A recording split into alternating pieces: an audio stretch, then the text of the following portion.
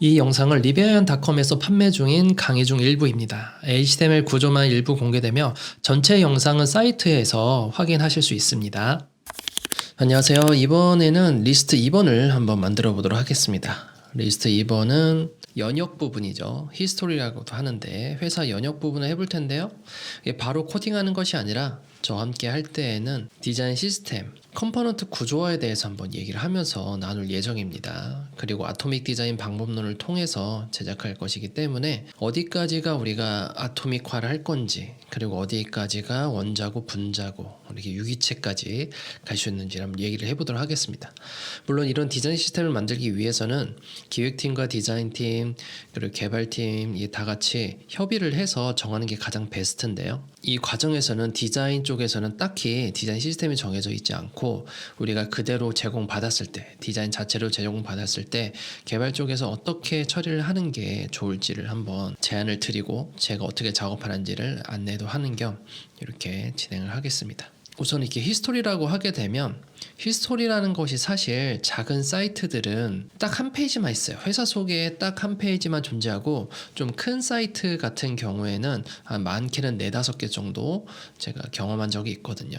그럴 때는 정말 디테일하게 여기저기 연역들을 나눠 놓는 경우에도 종종 있습니다. 대부분 작은 사이트들을 그렇기 때문에 이런 히스토리 같은 경우는 딱 하나의 컴포넌트로 만들어 주시는 게 가장 좋고요. 이런 디테일한 텍스트 같은 경우에는 타입을 나누진 않을 겁니다. 유틸리티 클래스로 너무 많이 나누게 되면 나중에 가면 테일윈도가 크게 다를 바가 없어지게 되거든요.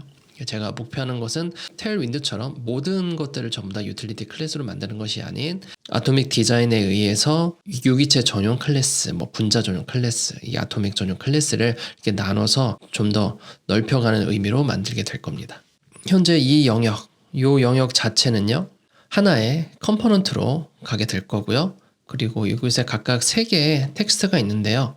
잘 읽어보게 되면 이 3개가 한 개의 제목이 됩니다. 제목이 되기 때문에 이 제목 자체를 하나의 덩어리로 써도 좋지만 이 텍스트 각각을 개별로 사용할 수 있는 확률이 꽤나 있는 아이거든요. 디자이너가 이 디자인을 가질 수도 있고 개별적으로 이 디자인을 쓸 수도 있습니다. 물론 여기 이것도 가능성이 있긴 해요. 그래서 그런 것들을 조합해서 나는 좀 더 디테일하게 나누고 싶다라고 하면 여기 있는 모든 독특한 텍스트들 를 전부 다 클래스화를 시켜서 만들어도 되고요. 저 같은 경우에 이번에는 이 히스토리 컴포넌트 자체를 하나의 분자로 만들어서만 작업을 해보려고 합니다. 결국 정리를 하면 여기 한 덩어리를 가지고 분자를 만들 거고요. 여기 각각을 아톰화 시킬 겁니다. 여기는 원자가 될 거고요. 여기는 분자가 될 겁니다.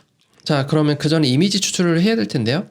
여기선 이미지는 이렇게 히스토리에 있는 이미지 딱 하나, 그리고 여기에 있는 썸네일이 존재한다 또는 게시물이 있다라는 의미로 보여지는 이 아이콘을 하나를 각각 2개를 이미지를 추출하게 될 거고요. 구성을 좀 더 보게 되면 이렇게 굵은 글씨과 굵은 글씨가 아닌 것이 있고, 굵은 글씨는 반드시 옆에 이미지라는 아이콘이 있는데 이건 아마 게시물이 존재하는 걸로 추측이 됩니다. 물론 스토리보드를 봐야 알겠지만 현재는 그렇게 예상이 되기 때문에 이건 좀 더 링크를 걸고 구조화를 시킬 거예요. 이곳은 전부 다 그릴 거고요. 동그라미도 그릴 겁니다. 여기서 좀 중요한 점은 마지막 연도에 가는 부분은 여기 선이 중간에 없다라는 것이고요. 그리고 최근 날짜는 이렇게 동그라미가 있다라는 것이죠. 그래서 이런 것들을 참고로 해서 구조화를 좀 시켜보겠습니다. 자, 파일을 만들기 전에 이미 추출해야겠죠? 이미지 선택을 하시고요. SS로 가서 이미지는 사진이기 때문에 PNG나 JPG 둘 중에 하나면 좋은데 저 같은 경우 PNG를 사용합니다. PNG가 좀 더 이미지 손상률이 적기 때문에 저장을 할 거고요. img_history라고 하겠습니다. 그리고 여기 있는 아이콘도 클릭을 해서요. SVG로 저장하고요. ico_image라고 할게요. 자, 이거 접어주고 파일을 하나 생성하겠습니다. 빈 공간에 new 파일 list 2.html로 가게 될 거고요. 느낌표 탭을 하게 되면 자, 랭귀지는 KU로 바꿔줘야 되고요. 그리고 제목은 list 2라고 하셔도 되고 회사 연역이라고 하셔도 되고, 자, 그 다음에 CSS 연결해야겠죠? //를 통해서 list 2.css를 만들도록 하겠습니다. 이전 영상에서는 우리가 CSS를 넣을 때 이렇게 리스트 1 CSS, 리셋 CSS로 갔지만 이번부터는 우리가 그렇게 하지 않고 이 CSS 안에서 따로 임포트를 하겠습니다. 그래서 파일 생성해서 컨트롤 클릭 또는 커맨드 클릭 해주시면 파일 생성할 수가 있고요. 얘를 레이어로 처리를 하겠습니다. 레이어는 점수 체계를 사용자 마음대로 정리를 해줄 수 있기 때문에 굉장히 매력적인 아이고요. 이거에 대해서 잘 모르신다고 하면 레이어에 대해서 학습을 하시는데 제 기초 강의를 듣고 오시는 걸 추천드립니다. 자, 리셋을 하나 등록을 해줄 거고요. 그리고 컴포넌트라는 것을 등록할 겁니다. 그리고 유틸리티 클래스도 필요하거든요. 그래서 이렇게 등록하게 될 겁니다. 리셋은 임포트로 불러오게 될 거예요. 외부 파일을 가지고 불러올 수 있고요. 외부 파일을 레이어화 시킬 수가 있습니다. 자, 이렇게 해서 레이어화를 시켰습니다.